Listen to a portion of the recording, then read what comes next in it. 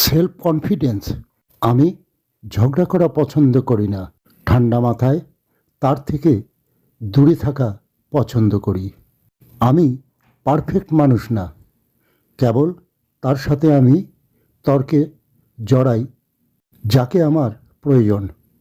কেবল তার সাথেই আমি তর্কে জড়াই যাকে আমার প্রয়োজন।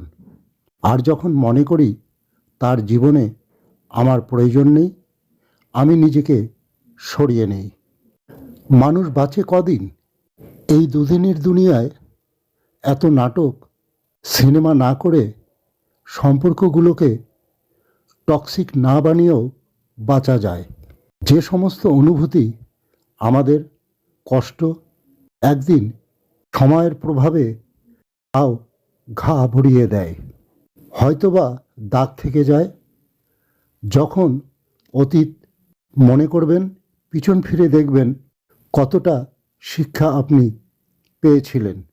কেউ যদি আপনার দমবন্ধ কান্নার অনুভব যদি না অনুধাবন করে, তাকে তর্কে কিংবা ঝগড়ায় কখনো ধরে রাখা যায় না।